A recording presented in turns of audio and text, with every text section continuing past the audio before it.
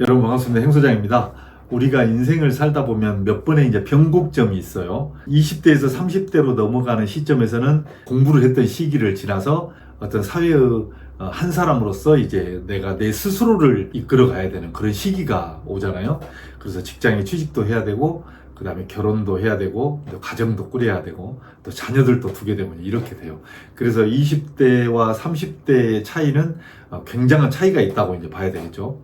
그러다가 50대나 60대가 되면 30대, 40대, 50대 때 열정적으로 살았던 그 시간을 이제 뒤로 하고, 내가 이 사회에서 뒤로 약간 물러서는 퇴직이라는 시간을 이제 이렇게 맞이하게 됩니다.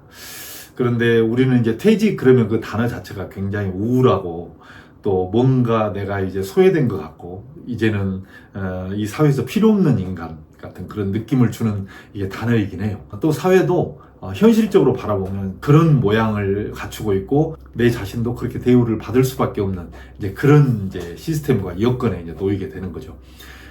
누구나 그래서 그 시기가 되면 이제 퇴직이라는 걸 하게 되는데, 우리가 그 퇴직을 맞이했을 때 어떻게 대처를 해야 될까, 이런 부분에 대한 이야기. 그래서 오늘은 주제를 퇴직과 동시에 찾아오는 현실적 위기, 그리고 거기에 대한 대처법, 이 주제로 한번 말씀을 드려보고자 합니다.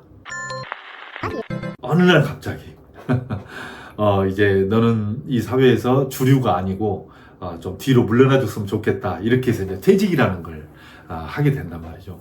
그러면 찾아오는 첫 번째 위기가 가족 간의 갈등이지 않을까 싶어요. 특히 아내와의 갈등. 이제 우리 나이 정도 되면 그 자녀들을 어느 정도 여우거나 또는 여울 즈음 되는 시기거든요.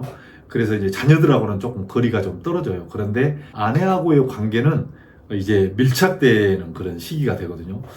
거의 30년이라는 시간 동안을 각자의 생활 속에서 거의 이렇게 살았는데, 퇴직과 동시에 이제 아내와 거의 같은 시간을 보내야 되고, 보는 시간이 많아짐에 따라서 보이지 않는 갈등, 뭐 그런 게 뭐 있겠냐 싶겠지만 의외로 그런 것이 좀 많은 것 같아요. 저도 퇴직을 하고 상당한 시간 동안 아내와의 갈등이 있었거든요. 이거를 이제 잘 헤쳐나가야 기본적으로 내가 퇴직 이후의 생활이 좀 질이 높아질 수가 있거든요. 그 다음에 이제 두 번째는 자신의 가치에 대한 허탈감입니다. 내가 어느 정도 중추적인 위치에서 일을 하다가 이제 퇴직하신 분들이 대부분이실 거예요. 왜냐하면 40이나 50 되면 사회적으로 어느 정도 성장을 하게 되니까. 그런데 퇴직과 동시에 내 자신이 거기에서는 이제 쓸모없는 인간인 것 같은 이제 그런 느낌을 받는 거예요. 나는 왕년에 이랬는데 지금은 이렇게 됐네. 내가 과거에는 말이야, 막 이렇게 해서 자꾸 과거 생각이 나요. 그러다 보면 지금 현재 처해 있는 나의 모습이 과거에 따라가지 못하니까 그런 어떤 내 가치에 대한 허탈감, 이게 이제 위기로 찾아옵니다. 그 다음에 이제 세 번째는 인간 관계에 대한 상실감이에요. 현직에 있을 때는 많은 사람들과 교류를 합니다. 그리고 많은 사람들이 나에게 의지하기도 하지만 나도 많은 사람들에게 의지하면서 서로 소통하면서 살아요. 그것이 싫든 좋든. 그런데 이제 퇴직을 하게 되면 많은 사람들이 떠납니다. 왜냐하면 내가 그 일을 이제 더 이상 하지 않기 때문에. 내가 이런 사람들하고는 평생을 갈 줄 알았는데 이 사람들은 정말 나한테 어떻게 사느냐, 또 무엇을 하며 지내느냐, 이렇게 걱정도 좀 해줄 줄 알았는데 전혀 그런 게 없이 아무렇지도 않다는 듯이 다 썰물처럼 흘러나가거든. 그러니까 그 흘러나가는 인간 관계에 대한 가슴 아픔, 이런 게 이제 있어요. 그 다음에 이제 네 번째는 여가 시간이 늘어남에 대한 당혹감이 있습니다. 퇴직을 하고 재취업을 한다든지 자기 자신이 별도의 일을 또 한다고들 하기는 해요. 그렇지만 아무리 그렇다고 하더라도 현직에 있을 때 정말 열정적으로 일할 때보다는 나에게 주어진 개인적인 시간이 굉장히 많은 거죠. 그런데 보통 직장인들이 현직에 있을 때는 여가를 보낸다? 이게 참 쉽지가 않거든요. 대부분은 직장, 집, 이렇게 이제 왔다 갔다 하면서 지내다가 어쩌다가 이제 토요일, 일요일 날 좀 시간이 되면 가족들하고 이제 여가를 보내고 하던 건데, 퇴직을 하고 나면 토요일, 일요일 상관없이 여가가 남아돌거든. 그래서 과거에 이 여가를 어떻게 보낼지에 대해서 전혀 고민을 하지 않았거나 또 연습을 안 했거나 해보지 않은 사람은 퇴직 이후에 굉장히 많이 남는 여가에 대한 당혹감이 있어요. 그리고 이제 다섯 번째는 경제적인 불안감입니다. 이거는 이제 현실적인 문제인데, 공직으로 퇴직을 했던, 일반 사기업체에서 퇴직을 했던, 아니면 자기가 어떤 자영업을 하고 퇴직을 했던, 아무래도 퇴직을 한다는 이야기는 내가 일을 안 한다는 이야기인데, 일을 안 한다는 거는 경제적으로 좀 쪼들려진다는 이야기잖아요. 그동안에 써왔던 씀씀이가 있거든. 근데 이거를 어느 날 하루아침에 이렇게 절반으로 줄여버린다?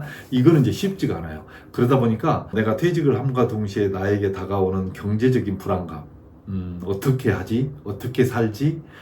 이런 것에 대한 불안감이 현실적으로 다가옵니다. 그리고 이제 퇴직과 함께 다가오는 현실적 위기, 여섯 번째는 건강 문제예요.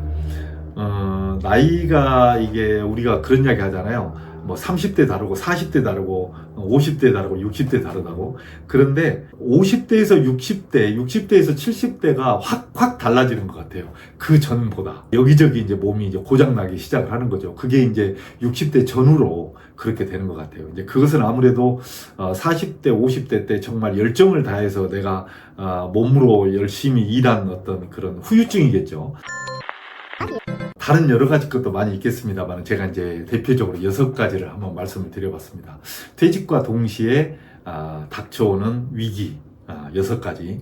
이것을 어떻게 이제 대처를 할 것이냐, 이게 이제 문제인데, 저는 이렇게 생각을 합니다. 우선은 이 6가지의 문제들이 내가 퇴직과 동시에 위기로 다가올 것이다라고 하는 인식을 먼저 하는 게 중요한 것 같아요. 그런데 이제 주변에 보면 많은 분들이 어느 정도 인식을 하고 있기는 하는 것 같아요. 그런데 좀 심각하게 인식은 잘 안 하셔. 시간이 지나면 다 해결되겠지. 또 뭐 퇴직해보면 뭐 다 알겠지. 뭐 이런 식. 어떤 분들은 또 그것에 대해서 하나도 고민을 안 하시는 분들이 계세요. 물론 그것이 나쁘다고 이야기할 수는 없겠지만, 나중에 이제 다가온 다음에 그거를 당혹하게 받아들이는 것보다 일단 퇴직을 하면 이런 문제점들이 나에게 다가올 수 있구나 라고 하는 어떤 깊이 있는 인식, 이게 이제 중요하다. 그리고 이제 퇴직하면 이런 위기가 다가온다는 것을 인정하는 게 중요합니다. 인식을 했으면 인정을 해라.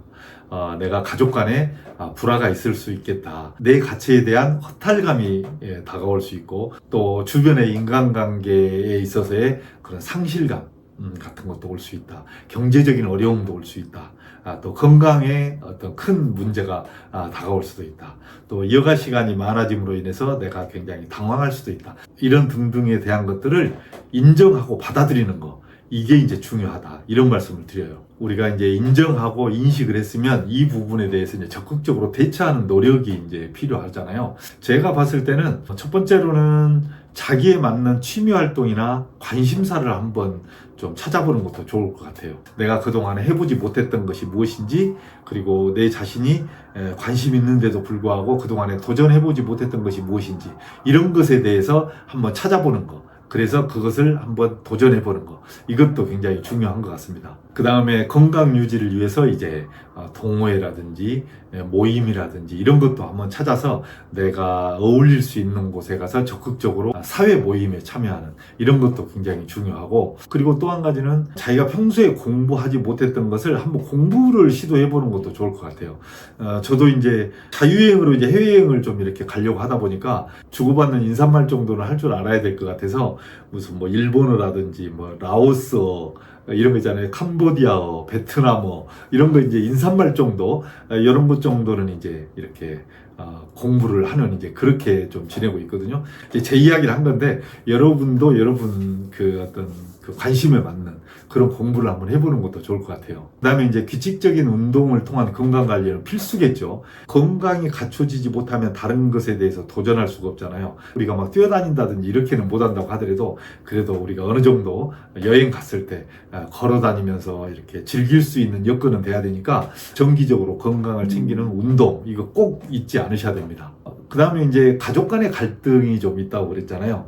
그래서 아내와 어떻게 관계를 정립할 것인지, 제가 봤을 때는 나이가 먹어가면 먹어갈수록 남자들 입장이라면 아내 말을 듣는 게 좋습니다. 그래서 아내가 지금까지 생활해왔던 패턴 속에 내 패턴이 좀 안 맞는다고 하더라도 그 속에 들어가서 같이 함께 해주는 거, 이렇게 가면 큰 문제는 없을 것 같아요. 근데 이제 내 고집을 세운다든지 내가 옛날에 했던 방식으로 돈 좀 많이 벌어다 줬을 때 했던 방식으로 해버리면 이게 이제 자꾸 불화가 생기거든요. 그 다음에 이제 당연히 경제적으로 어려워질 거니까 불필요한 지출이 나가지 않도록 재정 계획을 꼼꼼히 한번 따져봐야 되겠죠. 뭐 보험 설계를 다시 좀 한다든지, 아니면 지출 항목에 대해서 꼼꼼히 따져서 그거를 좀 줄여본다든지, 이제 이런 부분들이 좀 필요하지 않을까 싶어요. 그리고 이제 마지막으로 꼭 제가 이제 드리고 싶은 이야기는, 먼저 퇴직한 선배들 있잖아요.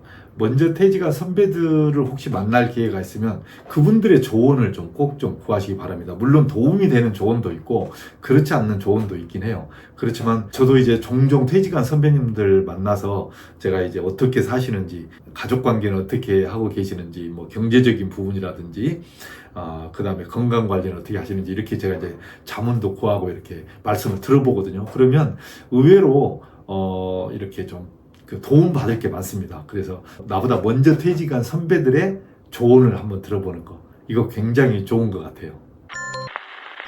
누구나 다가오는 퇴직이니까 너무 겁먹지 마시고, 또 내 자신을 너무 자책하지 마시고, 이거를 인정하고 받아들이는 거, 이거부터 시작해서, 그리고 내가 구체적인 대안을 세워서 뭔가 의미 있는 노후 생활, 의미 있는 퇴직 생활을 보내는 거, 이것에 집중해 보시기 바랍니다. 자, 오늘 여기까지 하겠습니다. 고맙습니다.